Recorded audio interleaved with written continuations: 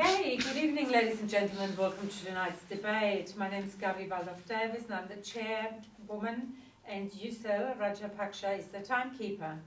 This debate will be judged by a panel of 3 adjudicators who are Ms. Caldwell, Ms. France and Ms. Boyd-Turner. The topic of this debate is that Australia should consider mechanisms to withdraw from the UN. The affirmative team seated to my right is from Pembroke School and the negative team seated to my left is from Norwood International High School. The speaking time for this debate is 8 minutes with a double bell at the end of your speaking time. A warning bell will ring once at 7 minutes. A continuous bell will ring 30 seconds after the final bell. Please switch off your mobile phones and other electronic devices. I declare this debate open and call upon the first affirmative speaker, Bonnie Pembroke.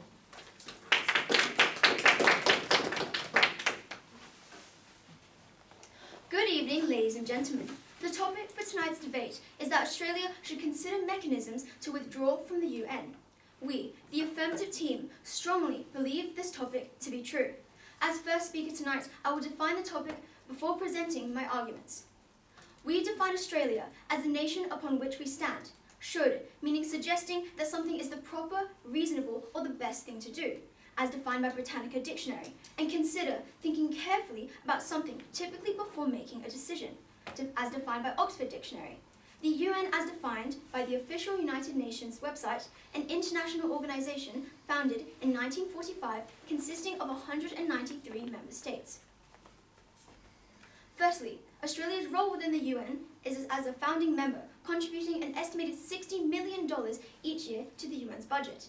We are able to vote and are a permanent member of the, however, are not a permanent member of the Security Council. Withdrawing from the UN would imply that we cease to engage in UN proceedings, all forms of voting within the UN and the Security Council.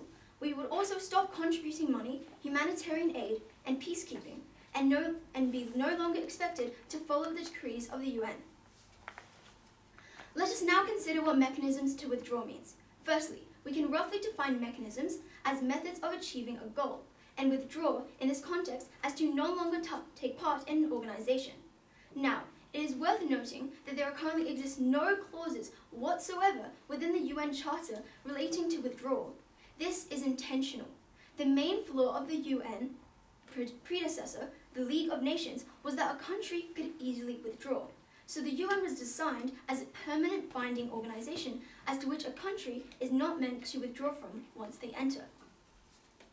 Thus, mechanisms to withdraw would likely entail a formal, diplomatic and legal solution that sees Australia directly ceasing to partake in the UN. To bring it all together, we define this topic as that it is the proper or reasonable thing for Australia to think carefully about formal solutions that allow us to cease participating in the UN proceedings.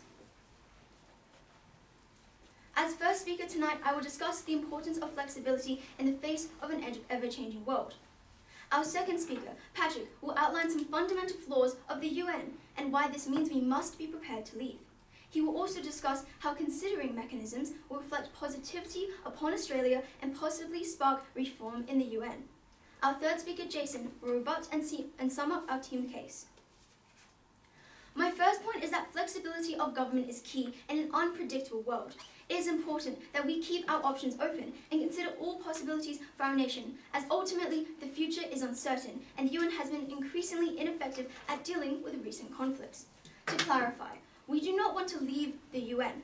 No, what we want is flexibility and adaptability. The choice of being able to leave, having an option for the future in case it is ever needed in a world as unpredictable as this. According to our world in data, 2022 saw the most deaths from state-based conflicts since 1986. Furthermore, global conflicts have been rising since 2011 and are at a peak since 1980s.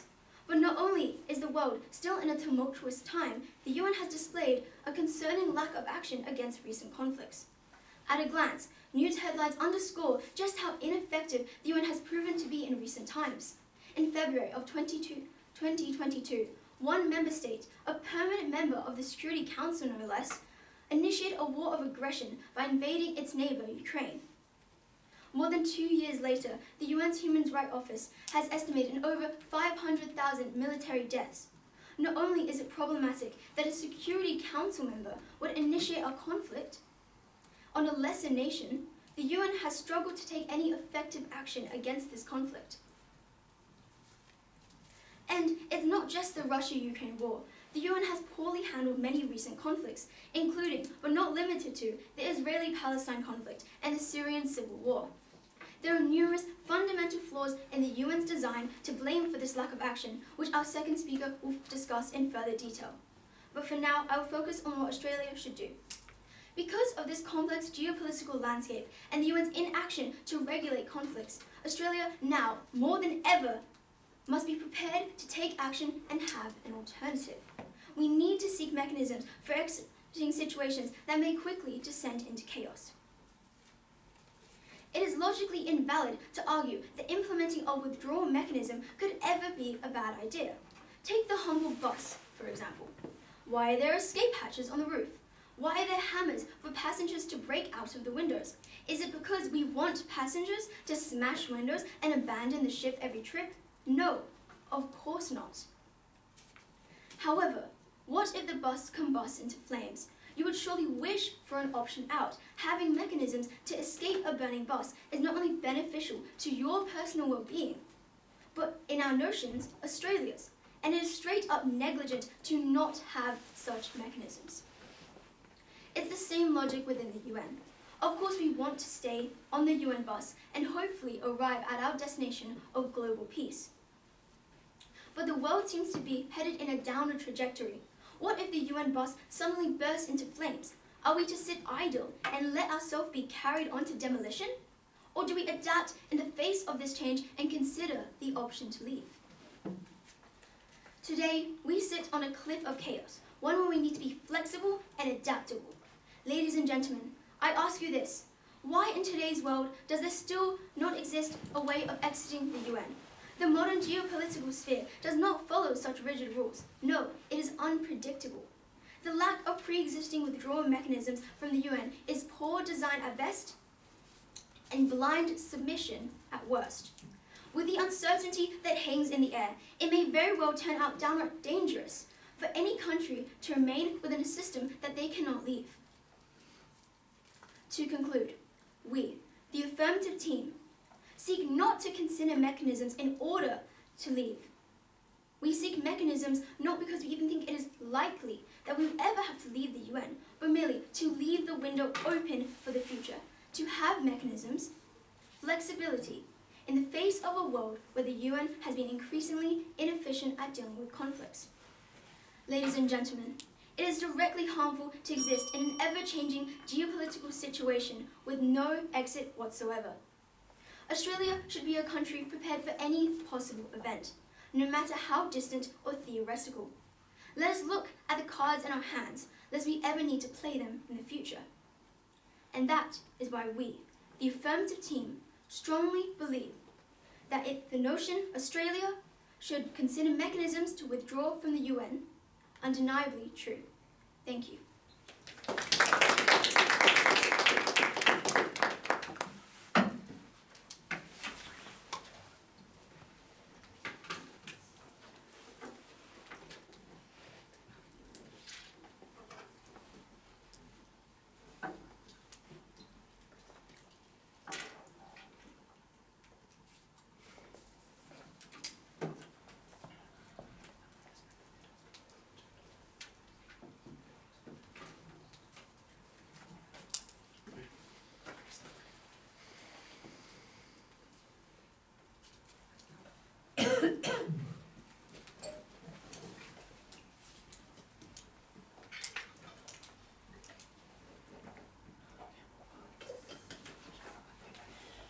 I call upon the first negative speaker, Spandan Mukherjee.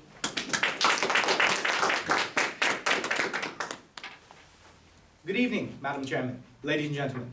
The topic tonight, as you're aware, is that Australia should consider mechanisms to withdraw from the United Nations. We, the negative team, stand firmly against this. We agree with the definition given by the affirmative team, but before I move on to my points, I would like to rebut the affirmative team. The Affirmative team has mentioned that countries should have flexibility to leave the UN if they please. However, if every country had this ability, they would want to leave as soon as something goes against them. If the United Nations had come to a point where they would need to make a harsh decision that might not go towards every country, the countries that are opposed will want to leave. This will create instability. We have to remember that the UN has 193 members. Every country cannot be pleased. There have to be compromises to achieve world peace.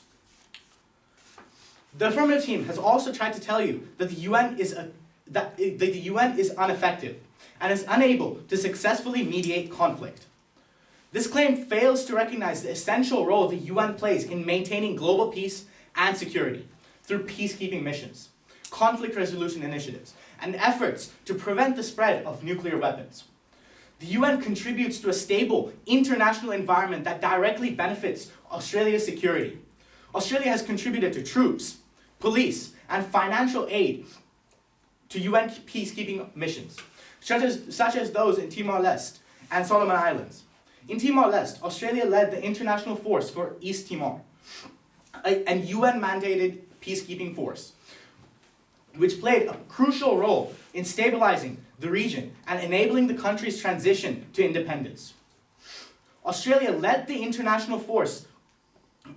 Australia has been an active participant in UN peacekeeping missions, and its involvement has helped promote peace and security in regions that are critical to its interests. Leaving the UN would not only undermine these efforts, but also increase the risk of instability within regions close to Australia's shores. Moving on to my points. As the first speaker, I'll be delving into how Australia has no reason to consider withdrawing from the UN, and how considering mechanisms to withdraw from the UN will put Australia at a diplomatic disadvantage. Our second speaker will cover how considering withdrawing will lead to a conflict within and outside Australia, and how it will isolate the Australian economy. Our third speaker will be recapping our case and rebutting the Affirmative team. For my first point, Australia should not consider mechanisms to withdraw from the United Nations. This is because there is no reason to. There is no sentiment in Australia to withdraw from the United Nations.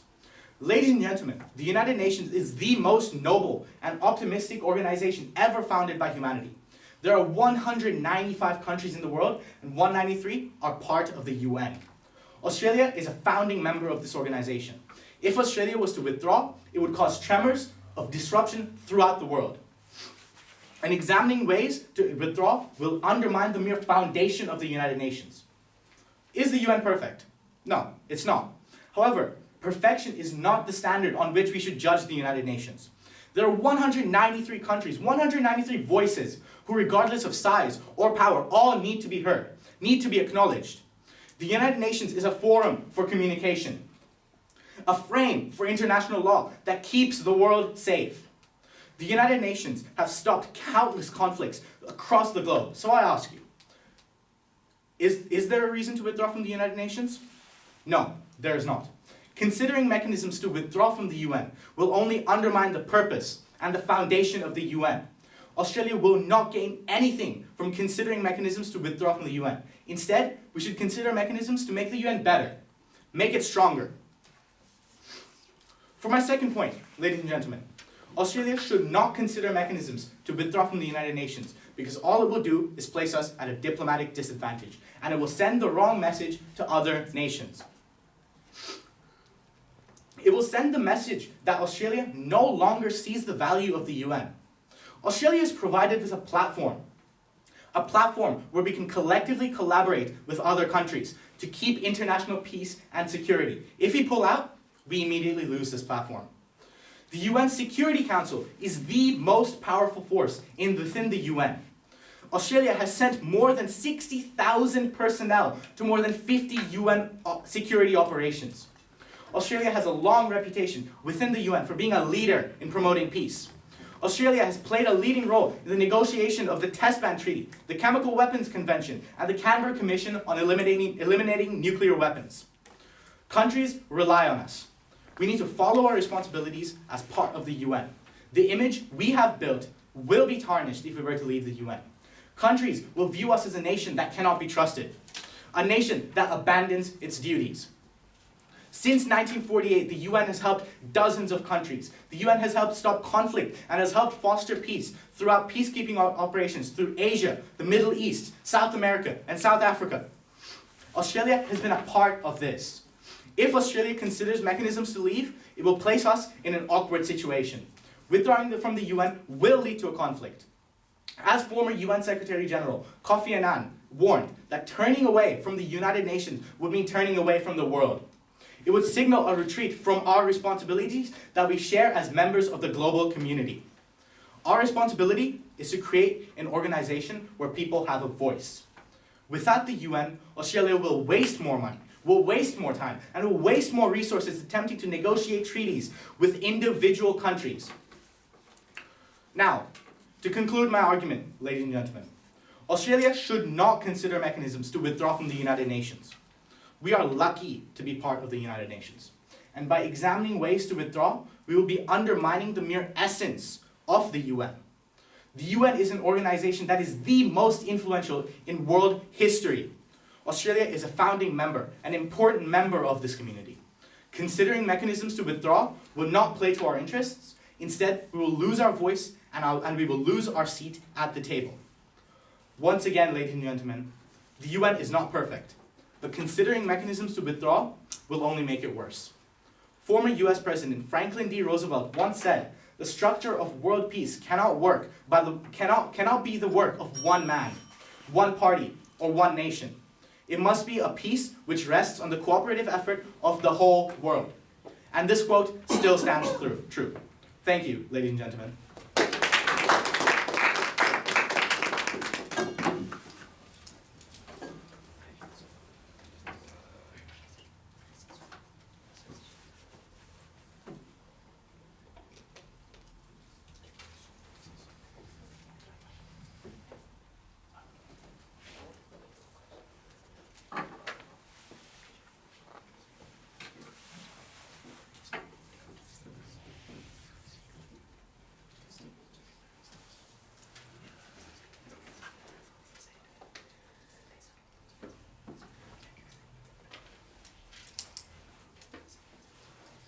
I call upon the second affirmative speaker, Patrick Henschke.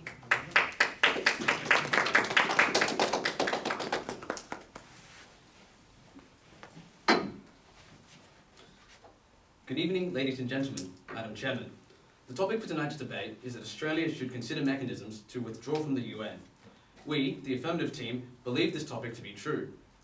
Tonight, as second speaker, I'll first rebut the first negative speaker's argument before presenting 2 points of my own. The first negative speaker has tried to argue that there currently exists no sentiment in Australia to leave the UN. We fully agree. There is no current sentiment in Australia to leave the UN. But this is entirely not what we are arguing. Instead, we believe that someday in the future, a sentiment to leave the UN may arise, whether that be through some sort of conflict or a direct attack on Australia, facilitated by a flawed system, which I will further elaborate on in my first point.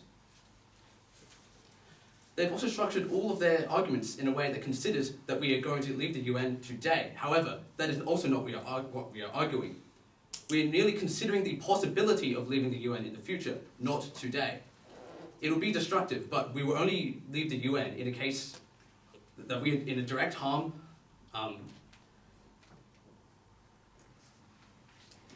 that we are in direct harm and we would benefit from leaving the UN. Now to my 2 points. Tonight, I'll first discuss how the UN has fundamental flaws, specifically surrounding the veto system, and that Australia should keep their options open to leaving a fundamentally flawed system. Secondly, I will argue that the consider of mechanisms reflects positively on Australia. To my first point. Despite the UN's good intentions, there exist a couple fundamental flaws which are undermining the UN's efforts when it comes to global security and peacekeeping. Earlier tonight, our first speaker discussed the UN's shortcomings when it comes to managing recent conflicts. Now, as second speaker, I'm going to put forward a reason as to why the UN has failed recently. Let us look at the UN's veto system. For issues relating to the Security Council, there exists a veto where the Security Council's 5 permanent members, the UK, USA, France, China, and Russia, can veto any Security Council vote to an automatic, unopposable no. This system was set up at the formation of the Security Council, and recently it has been abused to push the questionable goals of Security Council members.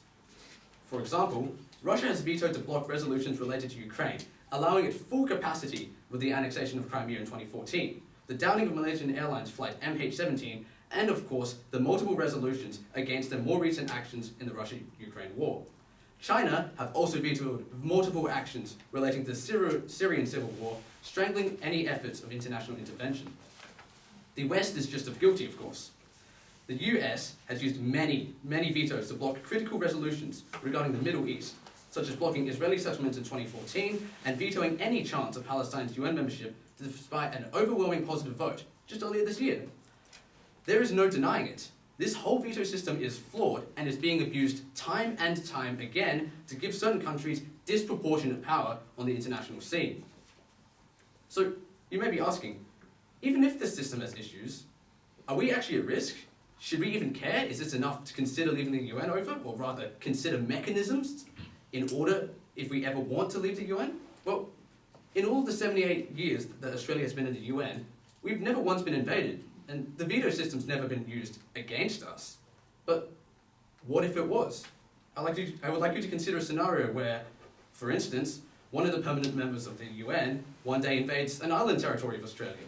Would we end up unable to respond to such an attack because our proposed actions and defences get vetoed out of effect? This is of course a hypothetical, but as the first speaker discussed, such a scenario may very well arise in the unpredictable future.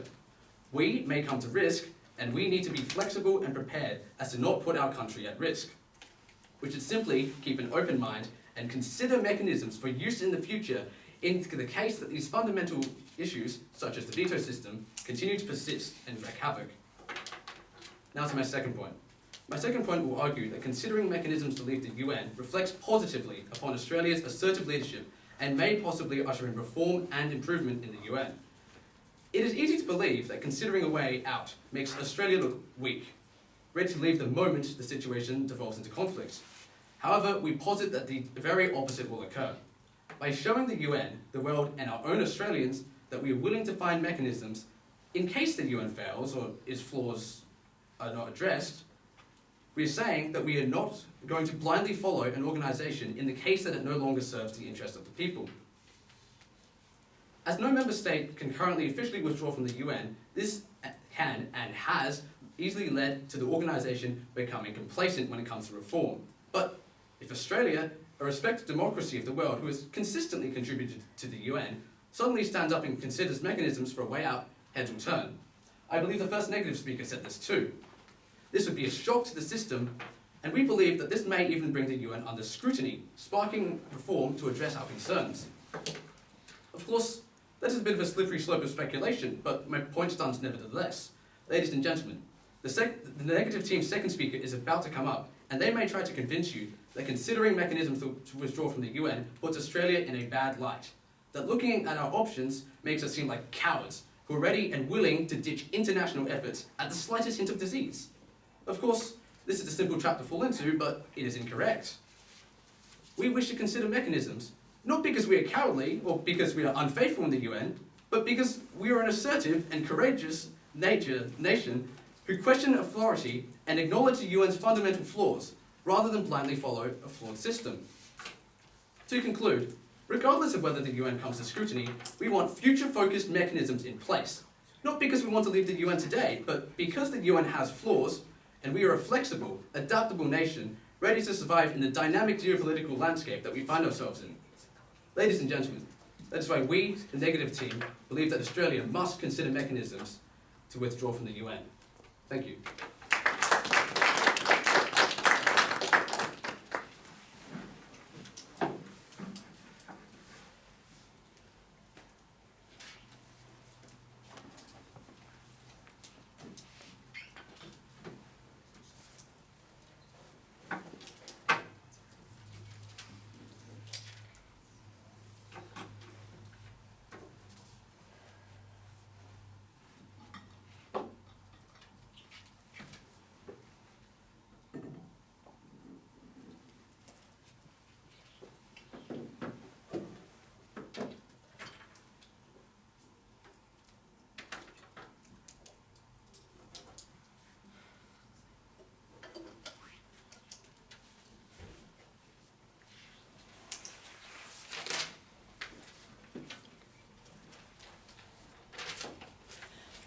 call upon the second negative speaker, Suchira Jayawardena.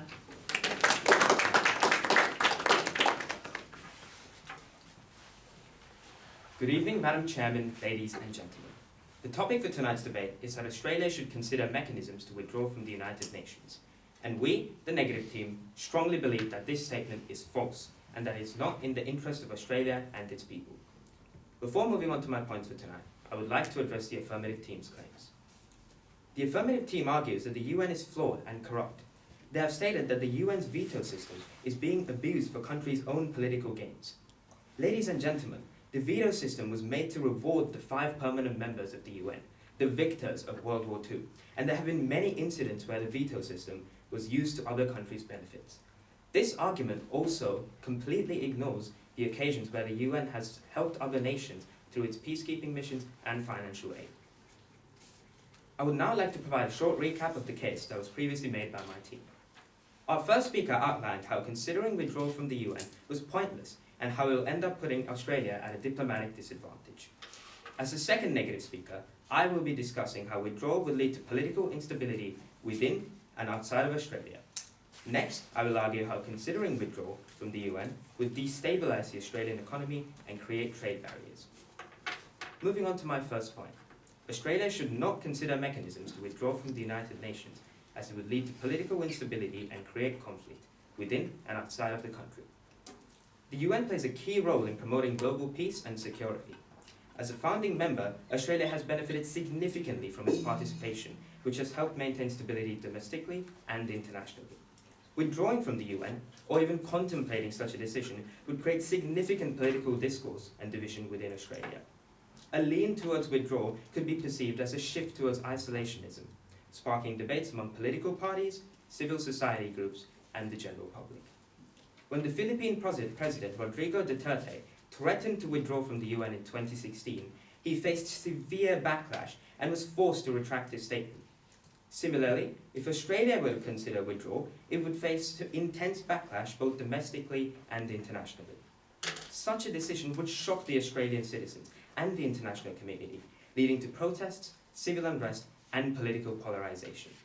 This internal division could undermine social cohesion, weaken the government, and erode public trust in political institutions, making it much more difficult to implement effective policies.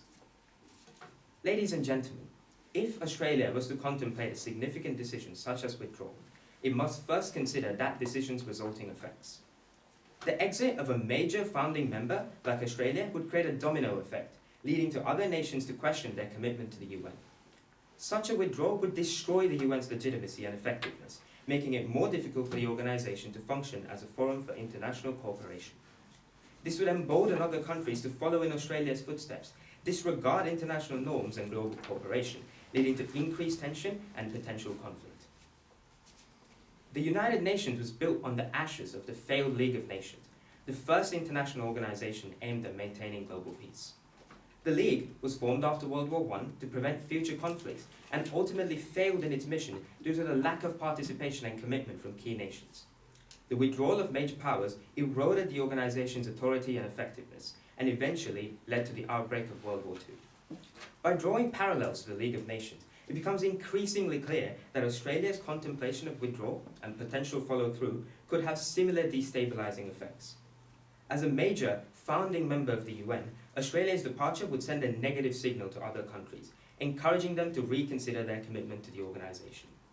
The Australian withdrawal from the United Nations may end up being the first domino of the next great global conflict. Moving on to my second point, Australia should not consider mechanisms to withdraw from the United Nations as it would destabilise the economy and limit trade partnerships, resulting in economic isolation. The UN plays a crucial role in fostering economic stability and growth by promoting cooperation, facilitating trade negotiations, and resolving disputes, key aspects for member states, including Australia. UN-affiliated agencies like the World Trade Organization and the United Nations Conference on Trade and Development provide platforms for countries to negotiate trade agreements and settle disputes. For example, in 2020, Australia successfully challenged Chinese tariffs on barley through the WTO, ensuring fair access to international markets for its key export industries like agriculture. The UN support for international trade is vital for Australia, where exports account for 45% of GDP and 1 in 5 jobs. Through the UN, Australia accesses a network of trading platforms, facilitating agreements that benefit Australian businesses. Involvement in UN-backed trade frameworks, such as the Asia-Pacific Economic Cooperation, has opened new markets for Australia, with APEC partners accounting for 75% of Australia's total trade in goods and services, according to the Department of Foreign Affairs. These agreements, supported by the UN, have led to increased trade flows and economic growth. Considering withdrawal from the UN would isolate Australia, making trade negotiations more challenging and much more expensive, reducing our ability to influence global trade policies. It would damage Australia's reputation as a reliable trading partner, deterring investment and opportunities.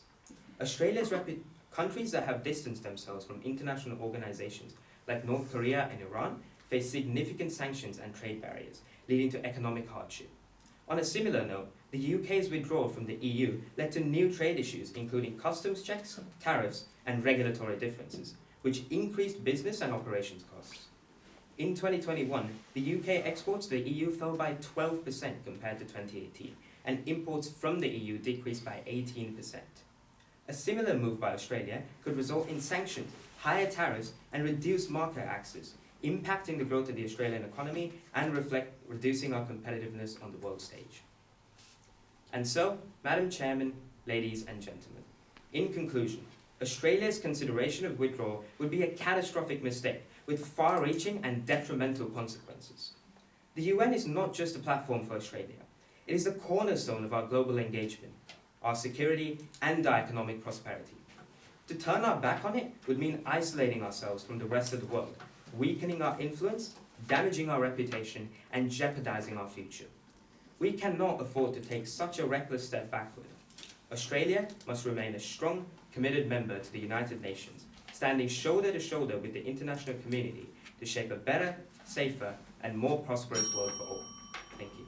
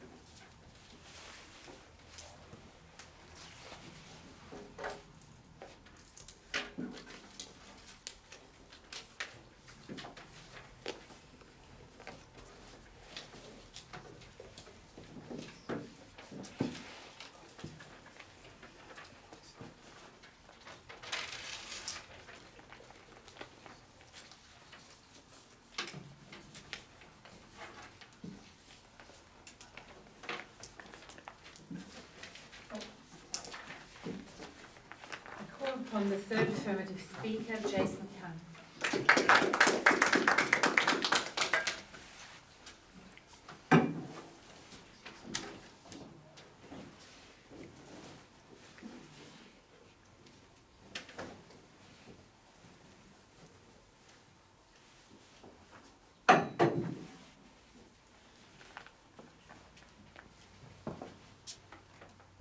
Good evening, ladies and gentlemen. The topic for tonight's debate is that Australia should consider mechanisms to withdraw from the UN. We, the Affirmative team, strongly believe this statement to be true. Tonight, I'll rebut some of the arguments of the Negative team before summing up our team case. The Negative team's first speaker has tried to tell you that there is no reason for us to leave. However, we are not saying that we should leave the UN, nor that the UN doesn't have its benefits for Australia. This debate is about the consideration of such mechanisms. And as our speakers have pointed out, if such public demand, if reasons do occur and open up in the future, then consideration for such a mechanism would prove to be beneficial. The Negative team's second speaker has tried to tell you, both speakers of the Negative team so far have tried to tell you that the UN is a highly beneficial organisation for Australia to be a part of, whether that's to facilitate economic agreements or for peacekeeping or just for our own interest. We, the Affirmative team, fully agree that the UN has provided many benefits for Australia in the past, and is continuing to be beneficial to Australia in the present. However, the problem lies in the future. Can we be for certain that the UN will bring economic prosperity for Australia in the future, perhaps in a few years, a few decades, or a century maybe? Whilst the UN has undeniably been beneficial to Australia, as the world becomes more and more polarised, as we head into more conflicts, and as more nations, especially the 5 permanent members of the Security Council, become more and more polarised, Australia might not entirely benefit from the UN in the future.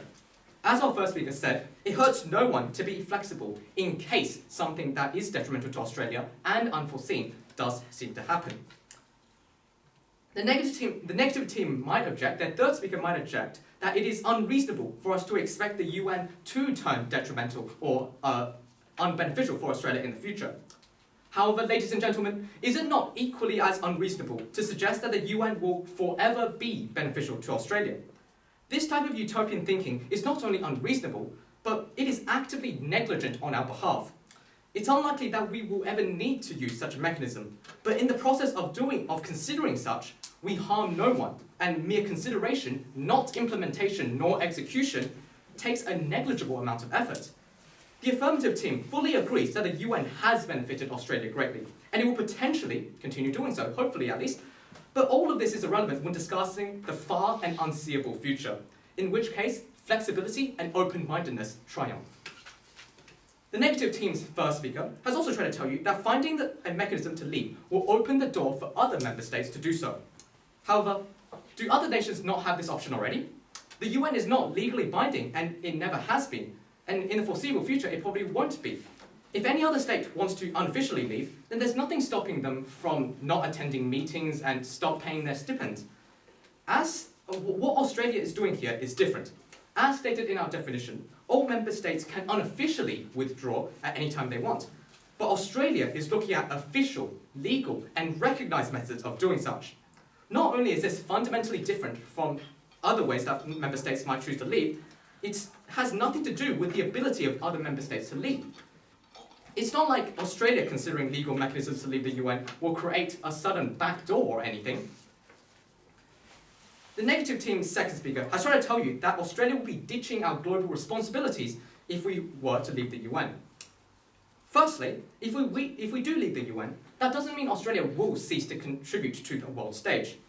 For example, according to a parliamentary report, in 2023, Australia spent over $4.5 billion in foreign aid, addressed at tackling poverty, relief for natural disasters, providing education, improving healthcare, and tackling the adverse effects of climate change.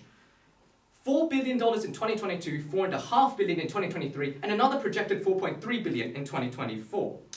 How much money do we contribute yearly to the UN? A mere 60 million. And it's not like peacekeeping efforts will completely cease after Australia leaves as well. We can sign independent treaties with other countries, and we can still interact with the international stage.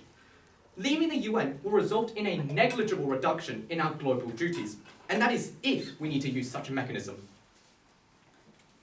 The negative team's second speaker has also tried to tell you that considering to leave the UN will sow political divisions. However, is that not the natural effect of any government decision in a democracy? If even considering this idea was to prove so publicly outrageous and unpopular, then it will clearly not make its way onto legislation. Again, as our speakers have said, the reasons for leaving the UN might only appear in the future. However, it does us no harm in considering and thinking about these mechanisms in the present. The negative team's second speaker has also attacked our second speaker's veto example by mentioning that the veto was designed to reward the winners of World War II. However, firstly, this is a direct admission that the veto was designed to benefit specific countries.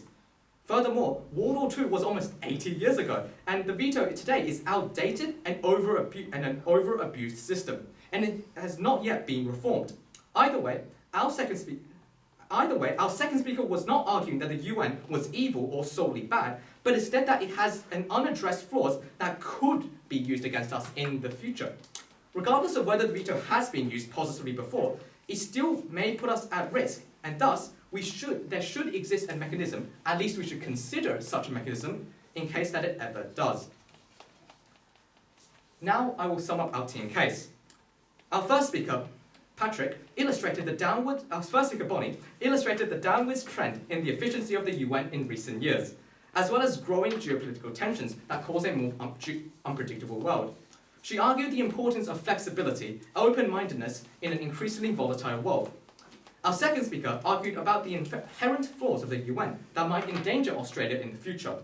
He also argued how it reflects positively on Australia if we were to shine a light on the UN. Ladies and gentlemen, the negative team throughout this entire debate have been trying to argue to you that the UN is good. We would like to make it increasingly clear that we are not saying the UN has not benefited Australia. We are not saying that it is not benefiting Australia right now, but this is a topic that is directly engaged with the future of the UN. And when it comes to the future, unpredictable things happen as both of our speakers have argued. Our arguments of the affirmative team have focused on the consideration part of the topic. We are not saying we should leave the UN. We are not saying the UN is bad, but we are putting emphasis on the consideration, the careful thought of such a mechanism. And that is the difference in both of our team theses. Ladies and gentlemen, that is why we, the affirmative team, strongly believe that Australia should consider mechanisms to withdraw from the United Nations. Thank you.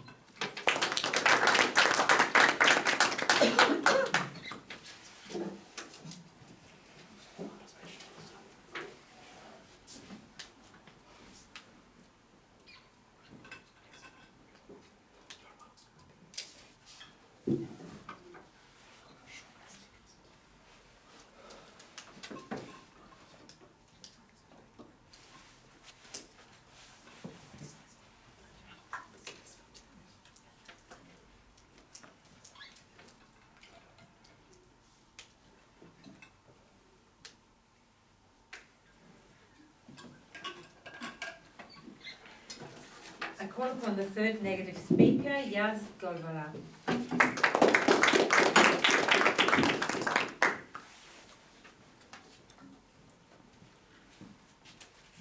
Good evening, Madam Chairman, ladies and gentlemen. The topic for our debate tonight is that Australia should consider mechanisms to withdraw from the United Nations. We, the negative team, believe that this statement is false and hope you will too after understanding our point of view. The first and second speaker have tried to tell you that the United Nations is ineffective. Panel, this statement is evidently false. Ladies and gentlemen, are you aware that by the end of my speech, the UN has saved nearly 200 lives? This is as per an article published by the UN.org. Now I want you to think about it. That is 200 mothers, 200 fathers, 200 children, all here today because of the work of the UN. The UN vaccinates over 45% of the world's child population. Nearly 100 million people, ladies and gentlemen, 100 million people this year will be fed and saved from hunger and famine because of the UN. You know that over 70 million people will be saved from war, murder, rape and persecution because of the UN? The UN will save over 200 million people in the span of a single year. The UN is a lot of things, but ineffective it isn't. But that's only on a humanitarian level though, right? Politically, the UN has prevented over 40 major international wars through their peacekeeping operations. The number turns to 70 if you include international affairs within countless countries as provided by the Better World campaign. As quoted by Kevin Rudd, former Prime Minister of Australia, the United Nations is crucial for addressing global challenges such as climate change, poverty and conflict. Australia's active participation in the UN helps us change international politics that align with our national interests. Now, panelists, the opposition really is suggesting that the very organization that puts an end to wars, saves hundreds of millions of people, frees hundreds of millions of more, is simply ineffective now? That is a false and ungrateful statement that every single one of those 200 million people worldwide will stand up against. Ladies and gentlemen, the purpose of the UN is to unite and help the world, and the UN achieves this goal in almost every single aspect. The opposition is repeatedly trying to prove a clearly falsified case, which relies on selective hearing and picking arguments that only substantiate their case without providing the larger context. They have repeatedly stated the ineffectiveness of the UN to the lack of the support of the Ukraine war and the Palestinian war, however conveniently disregard the hundreds of wars prevented by the UN to support their point. The UN too allows the oppressed to have a voice. That voice, ladies and gentlemen, allows them to not have to resort to the stance of violence to be heard. This violence and this voice is saved, and it gives the billions of people on the world hope for a better future. And by no means is the UN a perfect organization. I will not stand up here and argue that. But as said by Hammarskjöld, the UN was not created to save mankind from paradise. It was meant to save them from hell. It is not God, ladies and gentlemen. It is not an all-powerful being that can wield its power upon an individual. It is a group of 193 countries that work together, united in the same cause to help change the world for the better. It is ironically to the opposition's logic that Australia's consideration of withdrawal, when it has been made public, causes countries to slowly consider the false possibility that the UN is no longer effective. Now, the first, second, and third speaker have repeatedly tried to downplay the effects of considering mechanisms to withdraw from the UN and the effects of having a so-called escape hatch, quoting, "It will be beneficial to Australia and it harms no one." This is wrong, as highlighted by our second speaker. All previous examples creating quakes to the country withdrawing, namely the Philippines' consideration of the withdrawal. Following August 2016, the Philippines government threatened to withdraw from the UN. Why? Well, unlike Australia, it actually had a legitimate reason to consider mechanics to withdraw from the UN. The Philippine government had concerns towards the extrajudicial killings during its infamous drug war. This, however, negatively raised concerns on the Philippines' commitment to global norms and cooperation. These accusations inherently led to the European Union considering cutting trade ties with the Philippines, as well as countries on the Human Rights Council questioning the ethics of such a country, permanently damaging Philippines' reputation since then. The very statement that having a backdoor is evidently wrong on both a political and an ethical level. Ladies and gentlemen, as stated by our second speaker, once again, imagine this on a much larger scale, with a first world global superpower considering withdrawal from the UN. This would undeniably cause other countries to question our own ethics. Such considerations, as highlighted by our second speaker, will cause trade ties to be broken, allies to be lost, and therefore billions more in taxpayer money will be caused and trade ties will be broken. We already get these amenities for free for a mere penny in Australia's $1 trillion economy. Such conditions place an irreversible financial strain on a country that is already built on debt. Most of finances can be regained, but the image of our country, the image of a country who refuses to comply with global norms and cooperate at an international level, raises questions and paints a problematic picture for us. The opposition, even basing an argument on this, shows a lack of global consideration in the argument. And for the record, the bus hatch exists because the buses can go wrong. And as repeatedly proven, such considerations will cause the bus to go wrong. There's no need if such considerations do not exist. We hold a moral obligation, ladies and gentlemen, a moral obligation to help change the world for better. Waiving this right and responsibility is a selfish act that mocks the thousands of lives that fought for this very right. As quoted by Julie Bishop, former Australian Minister of Foreign Affairs, Australia benefits immensely from the United Nations' efforts in promoting global peace and security. Our engagement within the UN allows us to contribute and benefit to provide a stable international order. So I ask you, is it really cowardly, as quoted by the second speaker, directly quoted, may I add, to work towards global peace? Is it really cowardly then? The first and second speaker have also tried to tell you that the UN is abused and based on corruption and partialism and is severely flawed. Panel, the statement is as further from the truth as it can be. Imagine the thought of an equal UN for a second, where every country, minor or major, has the right to prioritize their own problems ahead of someone else's. Can you imagine our country like Monaco being put ahead of US's financial struggles? Tell me, ladies and gentlemen, most can't. Because some countries have larger economical weight and responsibilities, as introduced by our second speaker. A platform where every country is equal leads to the disregard of other countries for their own personal benefits. Such a platform leads to chaos and instability within the US, where every country expects that their minor problem should be put ahead of someone else's. This is not corruption, as the opposition frames it to me. It is a simple matter of allocating responsibilities to countries within the United Nations. Is it the most efficient way to run the UN? No. However, there are a multitude of different aspects to consider that work behind the curtains for every statement published by the UN. Countries have different levels of development and resources, and equal voting weight may not address these disparities within the UN. This disparity is economical funds, and this can further cause an imbalance in global politics, where minor countries may then have no incentive to support larger countries, or vice versa, in allies or trades. Some countries may have a history with such issues as provided by our first speaker, and an affair where all countries have the same weight as those affected by it is not only unjust, but will lead to future confrontations within those involved by the affair once again. This not only fails to put an end to the situation, but worsens it over time, the complete opposite of what the opposition has stated.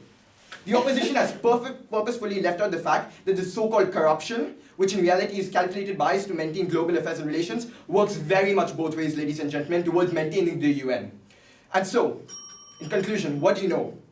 As highlighted by our first speaker, there is no reason to consider such mechanisms. There has never been and there will never be any sentiment to withdraw from the UN. He furthermore reinstates the UN's benefit to Australia repeatedly, adding that it will do more harm than good, leading us to the second point, proving that it will do irreversible damage on not only a financial but also a diplomatic level between us and other countries. He explains how such actions send the wrong message to the UN and how that will cause undeniable instability amongst all other countries. Our second speaker explains how Australia's withdrawal will create conflict within and outside from our own country, and that such an action can be a domino effect for years to come. He further shows that even a consideration will disrupt our economy, create trade barriers, and economically isolate Australia. This will give us no option but to induce chaos. The opposition is basing their entire argument on a hypothetical. Now I want you to listen to this, ladies and gentlemen, and listen well. Even the smallest stones can create ripples that change the world. And I implore you, ladies and gentlemen, to wonder how else such an action will change the world. Because I promise you that turning our back on global peace, our friends, our allies, abandoning the hundreds of millions saved every year, is a step in the wrong direction for not only us, but for every single country in the world. The impact of a single action can echo through eternity. Let us choose wisely to create ripples of positive change. That is all, ladies and gentlemen. Thank you for your time.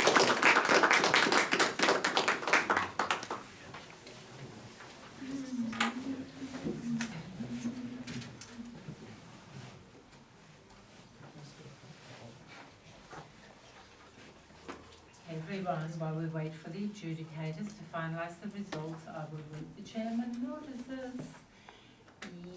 The grand finals, if the teams get that far, will be in the House of Assembly chamber on Saturday the 21st of September. Year 10s and senior debaters, would you like to be an adjudicator for primary school debates in 2025? Adjudicating is a great community service and it will help to improve your own debating. Sign up on the Debating SA website.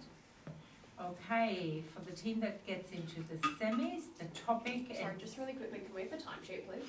yeah. The topic and the side information for the semi-finals will be available on the Debating SA website from tomorrow morning. Please be sure to check your side and debate time information carefully. Debates will be held here at the same venue next week. Good.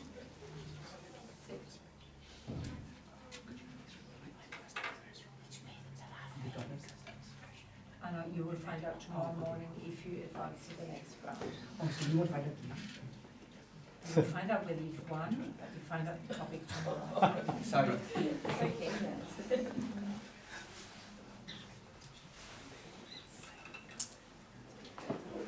You guys can speak amongst yourselves, I think this is going to take Can we a talk to the sec. chairman now? The debate. Sorry? Can we talk to the chairman now that the Yeah. debate? Yeah. This is going to take us a minute. I'm thinking the Miss Message.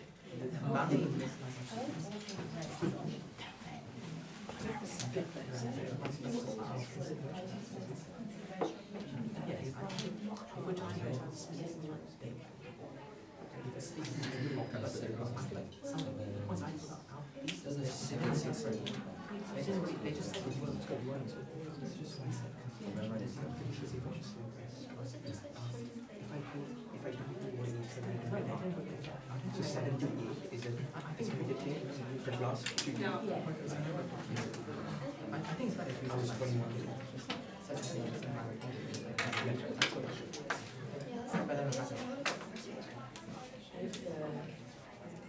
Sometimes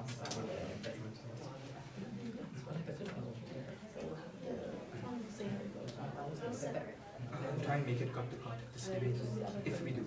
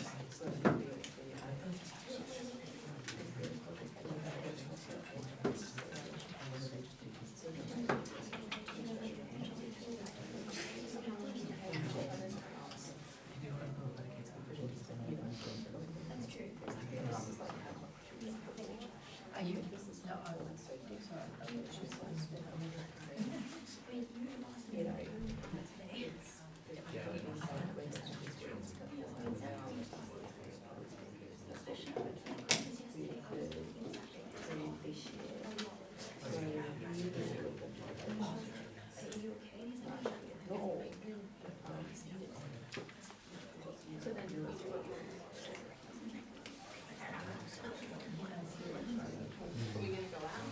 Or are we finding about it after?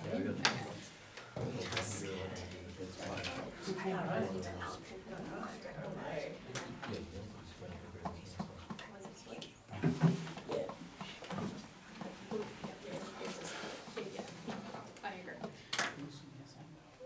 Okay. That is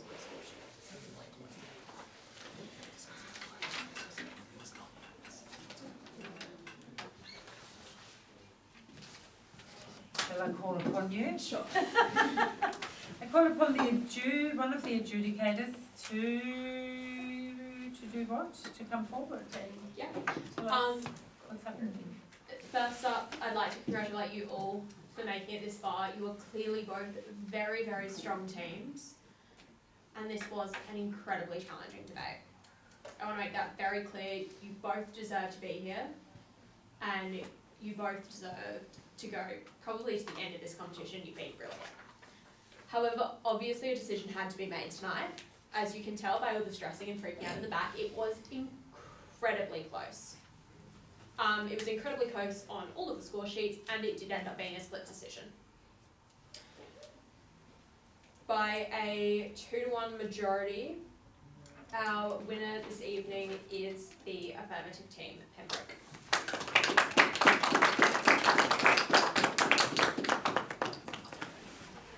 Okay, thank you. Yes, I call upon the member of the runner-up team to give a vote of thanks. Oh no, sorry.